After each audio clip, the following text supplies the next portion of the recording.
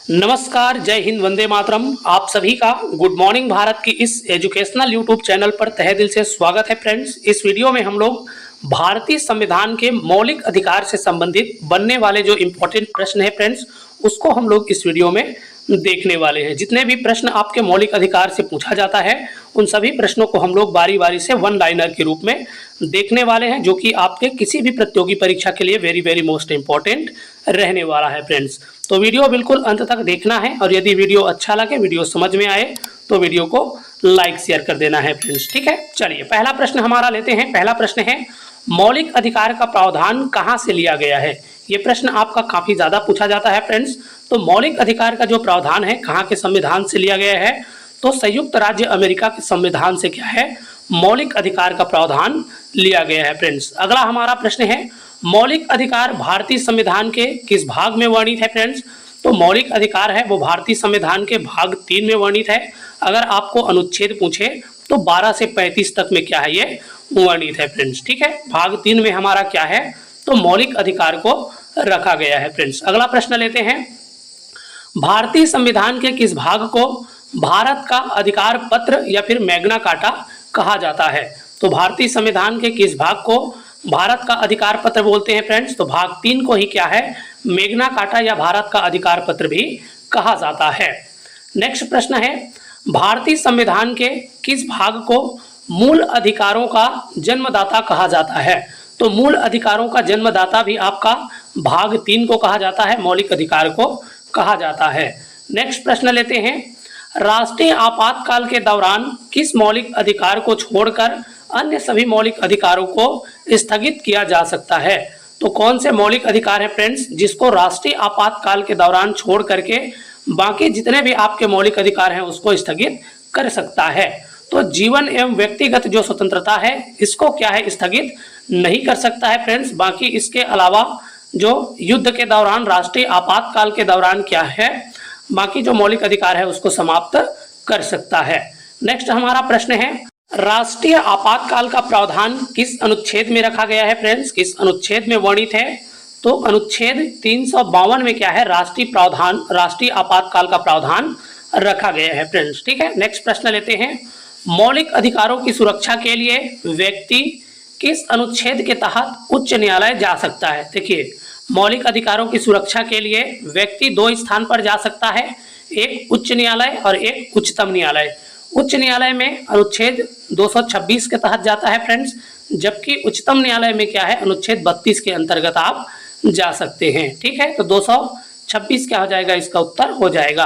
अगला प्रश्न है, मौलिक अधिकारों की सुरक्षा के लिए व्यक्ति किस अनुच्छेद के तहत उच्चतम न्यायालय जा सकता है? तो अभी हमने बात किया है, उच्चतम न्यायालय आप अनुच्छेद 32 के अंतर्गत जा सकते हैं। ठीक है, उच्च न्यायालय 226 और उच्चतम न्यायालय क्या है, अनुच्छेद 32 के अंतर्गत।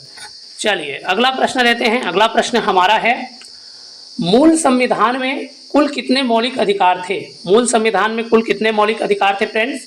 तो कुल 7 मौलिक अधिकार मूल संविधान में रखे गए थे। ठीक है, वर्तमान में कितना है? तो वर्तमान में 6 है फ्रेंड्स। ठीक है, अगला प्रश्न हमारा है, वर्तमान में कुल कितने मौलिक अधिकार प्राप्त हैं? तो वह भी हमने बोला है फ्रेंड्स कि वर्तमान में कितना है, 6 मौलिक अधिकार प्राप्त हैं। कौन कौन से मौलिक अधिकार हैं? एक तो समानता का अधिकार है जो कि अनुच्छेद 14 से 18 तक है। स्वतंत्रता का अधिकार है अनुच्छेद 19 से 22 तक। शोषण के विरुद्ध लड़ने का अधिकार है 23-24 में। धार्मिक स्वतंत्रता का अधिकार है अनुच्छेद 25 से 28 तक। संस्कृति और शिक्षा संबंधी अधिकार है 29 से 30 तक। और संवैधानिक उपचारों का अधिकार है अनुच्छेद 32 में फ्रेंड्स। ठीक है, चलिए आगे बढ़ते हैं। संपत्ति का अधिकार किस प्रकार का अधिकार है? संपत्ति का जो अधिकार है वो किस प्रकार का अधिकार है फ्रेंड्स? तो पहले तो ये मौलिक अधिकार था, लेकिन वर्तमान में क्या है, अब ये कानूनी अधिकार हो गया है फ्रेंड्स। ठीक है, कानूनी अधिकार, संपत्ति का अधिकार अब ही हमारा है। ठीक है, चलिए नेक्स्ट प्रश्न लेते हैं, किस संविधान संशोधन के तहत संपत्ति के अधिकार को मौलिक अधिकार की सूची से हटा दिया गया है? तो किस संविधान संशोधन के अंतर्गत हटाया गया है? तो 44वें संविधान संशोधन के अंतर्गत जो संपत्ति का अधिकार था फ्रेंड्स, उसको मौलिक अधिकार की सूची से हटा करके संपत्ति का अधिकार बना दिया गया है। नेक्स्ट है, भारतीय संविधान के किस अनुच्छेद के तहत प्रत्येक व्यक्ति को स्वतंत्रता का अधिकार है? देखिए, प्रत्येक व्यक्ति को स्वतंत्रता का अधिकार भारतीय संविधान के किस अनुच्छेद के अंतर्गत है फ्रेंड्स? तो अनुच्छेद 19 से 22 तक क्या है, आपके स्वतंत्रता का अधिकार देता है फ्रेंड्स। ठीक है, नेक्स्ट प्रश्न है, किस अनुच्छेद के अंतर्गत भारत रत्न, पद्म विभूषण, पद्म भूषण, पद्मश्री जैसे सम्मान प्रदान किए जाते हैं? तो किस अनुच्छेद के अंतर्गत भारत रत्न, पद्म विभूषण, पद्म भूषण जैसे सम्मान प्रदान किए जाते हैं फ्रेंड्स? तो अनुच्छेद 18 के तहत क्या है, प्रदान किया जाता है। नेक्स्ट प्रश्न लेते हैं। नेक्स्ट प्रश्न है, भारतीय संविधान के किस अनुच्छेद के अंतर्गत अस्पृश्यता का अंत किया गया है? अस्पृश्यता, छुआछूत का अंत किस अनुच्छेद के अंतर्गत किया गया है फ्रेंड्स? तो अनुच्छेद 17 के अंतर्गत किया गया है। नेक्स्ट प्रश्न है, किस अनुच्छेद के तहत प्रेस की स्वतंत्रता प्राप्त है? प्रेस की स्वतंत्रता किस अनुच्छेद के अंतर्गत प्राप्त है फ्रेंड्स? तो अनुच्छेद 19A के तहत क्या है, प्रेस की स्वतंत्रता, बोलने की आज़ादी आपको प्राप्त है फ्रेंड्स। ठीक है, बोलने की जो स्वतंत्रता है वही आपका प्रेस का भी स्वतंत्रता है। ठीक है, और ये किस अनुच्छेद में है? तो 19A में वर्णित है। नेक्स्ट प्रश्न लेते हैं। नेक्स्ट प्रश्न है, भारतीय संविधान का कौन सा अनुच्छेद प्राण एवं दैहिक स्वतंत्रता का संरक्षण करता है? प्राण एवं दैहिक स्वतंत्रता का संरक्षण भारतीय संविधान का कौन सा अनुच्छेद करता है फ्रेंड्स? तो अनुच्छेद 21 क्या है, प्राण एवं दैहिक स्वतंत्रता का संरक्षण करता है। नेक्स्ट प्रश्न है, किस अनुच्छेद के अंतर्गत 6 से 14 वर्ष के समस्त बच्चों को निःशुल्क एवं अनिवार्य शिक्षा उपलब्ध कराती है? तो 6 से 14 वर्ष के जो बच्चे हैं उनको निःशुल्क शिक्षा, निःशुल्क और अनिवार्य शिक्षा कौन से अनुच्छेद उपलब्ध कराती है फ्रेंड्स? तो अनुच्छेद 21 कराती है, 21 का।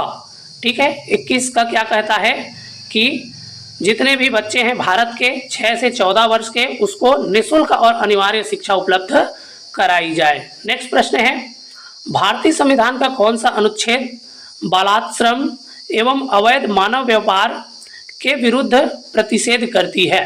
देखिए, बालाश्रम एवं अवैध जो मानव व्यापार है इसको रोकने वाला कौन सा अनुच्छेद है? तो अनुच्छेद 23 है फ्रेंड्स। ठीक है, ये इसका क्या करती है, विरोध करती है। नेक्स्ट प्रश्न है, भारतीय संविधान का कौन सा अनुच्छेद अल्पसंख्यक वर्गों के हितों का संरक्षण करता है? भारतीय संविधान का कौन सा अनुच्छेद है फ्रेंड्स जो कि अल्पसंख्यक है उनके हितों का संरक्षण करता है? तो अनुच्छेद 29 क्या है, अल्पसंख्यकों के हितों का संरक्षण करता है फ्रेंड्स। नेक्स्ट प्रश्न लेते हैं, भारतीय संविधान का कौन सा अनुच्छेद समानता का अधिकार प्रदान करता है? तो कौन सा अनुच्छेद है फ्रेंड्स जो कि भारत में रहने वाले प्रत्येक व्यक्ति को समानता का अधिकार प्रदान करता है?